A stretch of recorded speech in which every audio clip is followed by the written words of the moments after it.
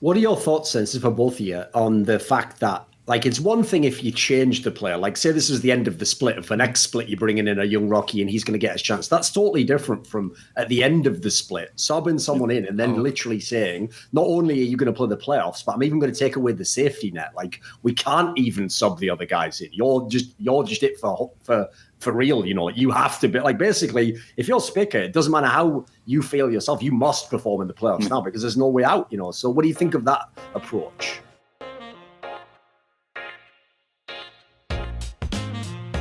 You want to go definitely first? bold. So what do you think, Loco? What do you think, Loco? Trial by fire, and so much pressure on Spica. Like, first time playing in LCS playoffs, you're playing for TSM. All eyes are going to be on you. Like, not amazing. Akkadian can't come in. Grit can't come in if you fuck up. I mean, amazing can't come in either. Can't come Like, oh man. And also, it just reeks of desperation, and it reeks of we don't have confidence in what we built over the course of summer. Not just course of summer, course of spring. Like, can you imagine Akkadian's positioning? He gets a miracle shot in spring split to start for TSM because Grig has an injury, takes TL to game 5, and a lot of people say TSM should have won, and then TSM doesn't have confidence in you to make you the sole starter.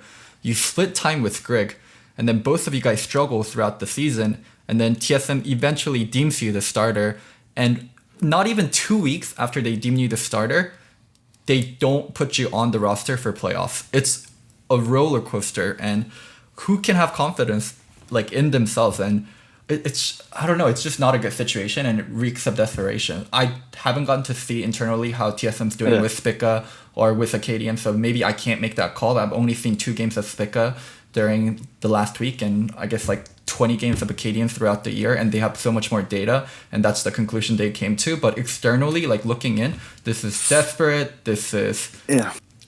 I don't have a lot of good things to say about it.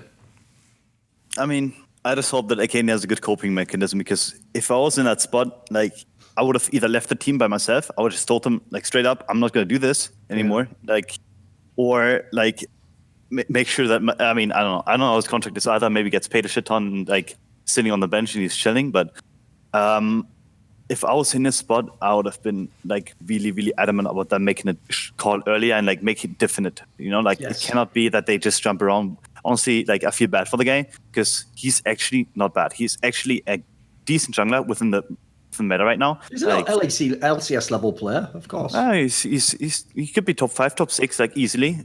So I don't even see why you would exchange him. And I think maybe he just does some unforced errors, which we've seen in the past, like, and that doesn't fit, like, TSM style.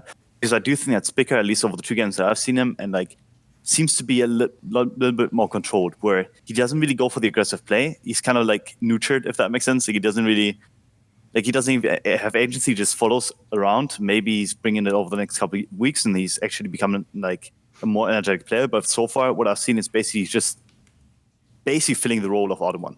I don't see anything else out of him. So maybe that's something they want, because they want the games to be more controlled and scale into late game. But I wonder how it's going to be against aggressive teams that are able to punish this kind of, like, lack of early game that they have right now, because Akkadian is actually a really good early game jungler. Yeah. And I would use them in this meta more so than I would use Spica. That's just my... A little bit of adding on to that regarding Akkadian being a good sport.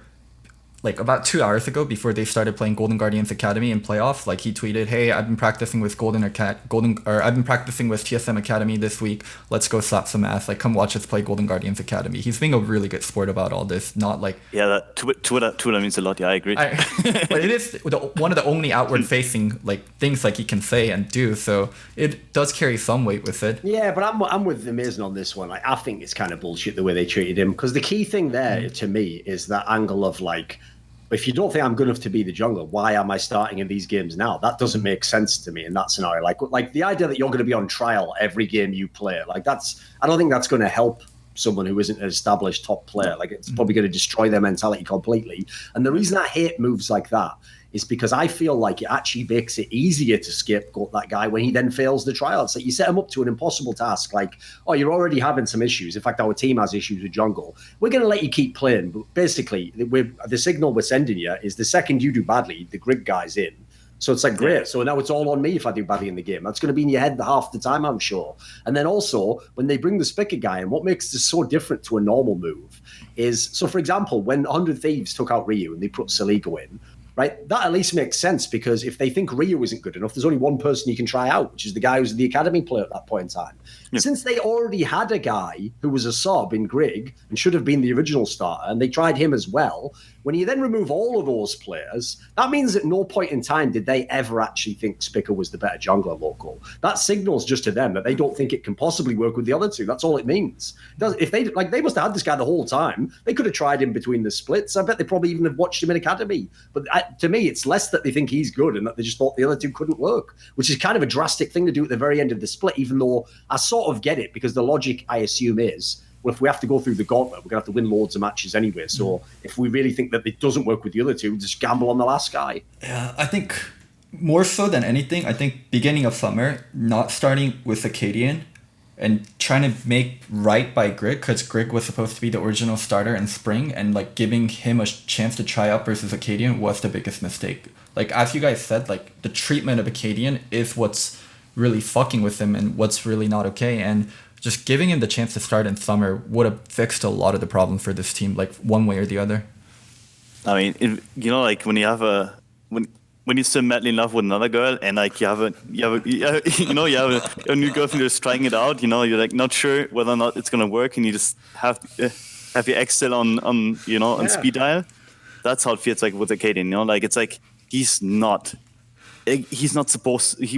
I feel like he wasn't supposed to be on TSM in the first place, and then they just were desperate and got him. But when he actually proved himself, like, I don't know if they never changed their opinion of him ever, and which is really concerning to me, because like, I mean, I'm a fellow player that used to, like, I was cut from one team, right, from Fnatic, and like I was in a really similar spot where I knew I had someone in the background. I knew I was like kind of coaching this guy, and then I get cut because I'm speaking up to coaching staff, So for me, that was like, I can connect with this guy, because like for me, it's like a really similar situation I used to be in.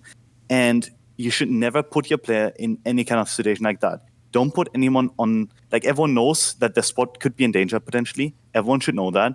But you shouldn't play with someone's, like, honestly, confidence, like, as a player and as a person, and that's Akkadian, especially as someone that I think is really confidence based. Like, you're just destroying the guy, and like I would be surprised if I ever saw this guy like play on a high level again, like next year. Sure, that could be a traumatic event to happen for sure. Mm-hmm. Yeah. Hypothetical I'll question. even throw in as well, by the way. Here's another reason why I think it's fucked up and they did him dirty.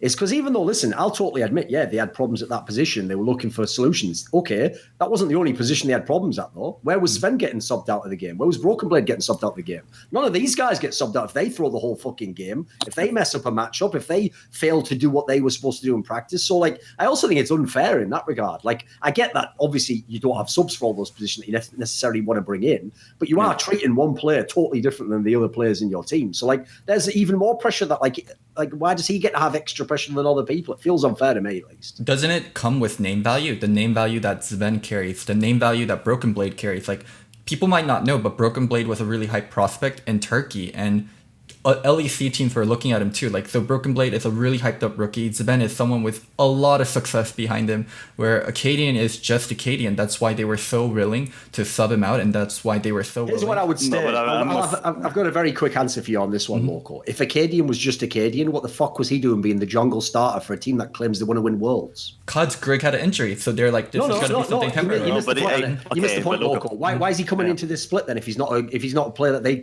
deem highly? That's my point. If they themselves never adjusted and thought after spring, he's a good player, look, he took us to finals, then why start him at all? It's like, I have this philosophy, I made this point to you, I can't remember if it was on the other episode that we did, but I have a philosophy generally that one of the things I respect about certain owners, Steve's a good one from Team Liquid, Carlos from G2, is they are willing to upgrade even when they had the really good result. Like, if they had a really good result, but at this moment they look at their roster and say, even though that team was really good, I actually maybe could get an even better jungler, or could maybe get an even better support. If they think that then means they might win even more in the future, they'll do it. They won't have like sentimental attachment and go, well, I've got to give that guy another chance because he did well. It's like, no, they're kind of cutthroat in a way, but in a way that I think makes sense because you see the results that can come from doing it. Yeah, I mean, I think you should be cutthroat with everyone on a team. or with no one. Those are the two options. There's no other way. You can't just pick and choose. You're just destroying a guy, or you're making the wrong moves. Because in the end, I do agree with you throwing that. Like, if I was in TSM spot and I would have thought that like Mr. Akkadian wasn't good enough, I would just cut him off a spring split, or at least give him that notice. Yeah, and exactly. That'd be it. That'd be it. I'd even say, by the way, Loco, and obviously a lot of this is in hindsight, and it's easy for us to say now that we know how it turned out, whereas they were still hoping it'd go well. But I'd even say, if they were really smart, the ruthless move you do is this, Loco. After the spring split, if you really decided internally, not sure about Akkadian, we had a good result, but not sure if I want him going forwards. Tell you what, his value for the rest of the league was sky high. That's where you make the gangster move. You trade him for someone else in the league. Then Amazing wouldn't have a job.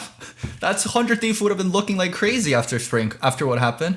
Yeah, maybe. But the problem there is I'm saying, like, make a trade, though. Like, find someone else you maybe want to swap. Like, maybe, for example, I don't know, maybe you go crazy and get, like, contracts or something. I mean, my joke there would be, at this point in time, GGS should actually pay TSM to let contracts play for half a split, get ruined, so he stops doing all those stupid engages where he kills himself early in the game. Then he can come back to GGS, fully broken by Bjergsen. Frog going to go, cheers. Oh, you've broken him in for me, have you? Right? Doesn't piss on the couch anymore. Brilliant, right? Jesus and then he comes in. And we want a jungler like that in GGS, so come on over to our team.